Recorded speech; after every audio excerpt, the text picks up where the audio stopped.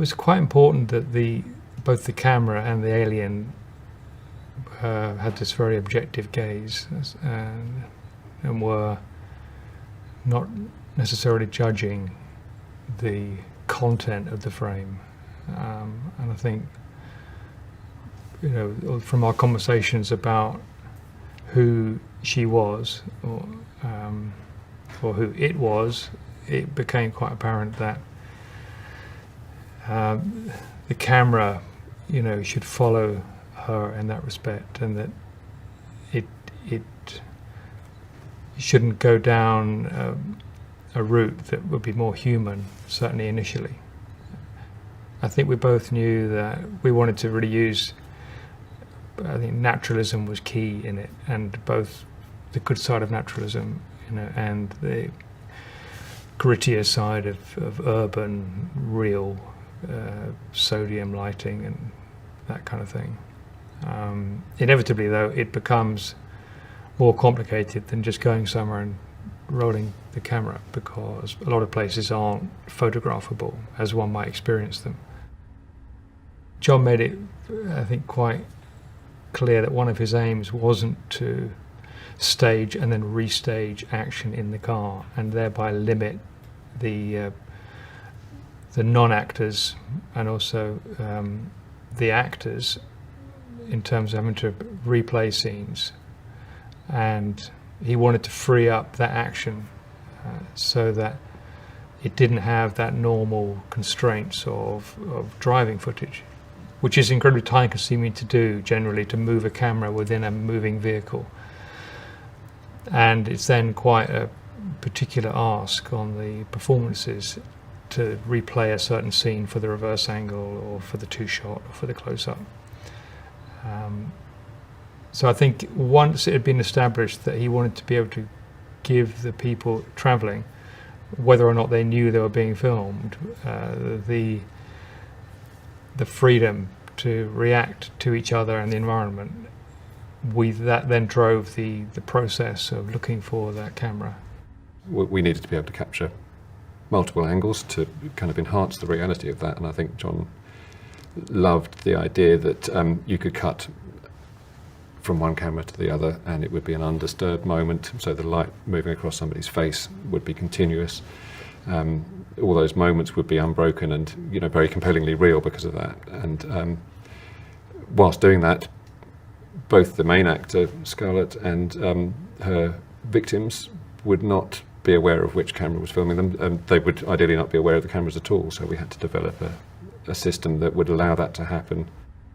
The camera is a tiny little box which is kind of a 2-inch cube on which you mount very small lenses which are normally used for purposes like surveillance, so it's really as small as a camera can be. The most we ever run simultaneously was 10. We had 12 units with us, but for some of the van stuff we had 10 cameras in the cab and also outside. It was pretty, those were interesting times. There are lots of small cameras out there, but it's always a compromise. It's always like, well, you can shoot with this camera, you can put it on, somewhere unusual, but it's going to not look so great. Which, is great for lots of things, sort of crash cams, action cams, all that stuff. But John was like, I don't want to compromise. I want it to look as good as the rest of the film, because so much of the film happened in that space. And then subsequently, there were other uses were kind of popped up. I guess because the opportunity was there to shoot in that way, to shoot sort of covertly, and for the pictures to look great, that John kind of capitalised on that. They were not magical, they were very real, but they had a quality that sort of sees, sort of very much like your eye sees, and that was our principle, was to make a system that felt objective actually, but also had its own beauty.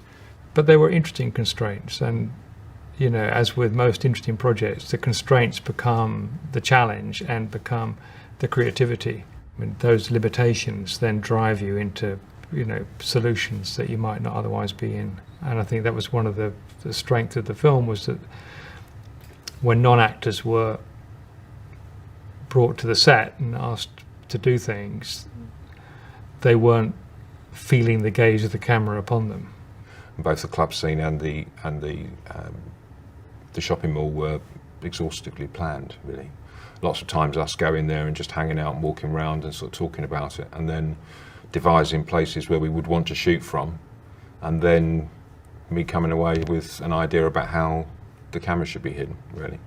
Whether they were in a cleaning cone or inside a bag, or, you know, they were hidden, so you couldn't see them. So once you can't see the camera, we aren't a crew.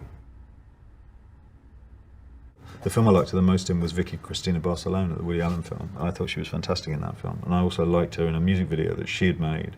She's on a photo shoot and she's being made up and everybody's laughing at her jokes and they're giving her, you know, lovely flowers in the dressing room and she's being sport rotten, you know, by everybody. And, you know, like the Queen thinks the world smells of fresh paint, that kind of thing going on.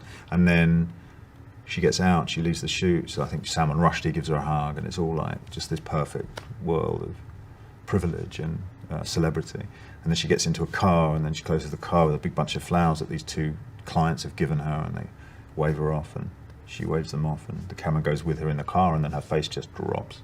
And you see the whole thing was her artifice, it was her pretense. And I saw the character in that moment. Yeah, and I saw her as the character, absolutely in that moment. That was it. That was the piece. That was the shot. If there was one shot of everything she's ever done that confirmed it for me, it was that. The cast is a mixture of some professional actors, some untrained people who do acting, who I'd worked with before, like Paul Brannigan and Joe Zula, and then there were professional actors like Michael Moreland, Christoph Hadek. But the bad man was quite a difficult character to cast in a lot of ways because he was very important to Jonathan artistically. We also had a very specific skill set. He definitely wanted them to be racing a bike.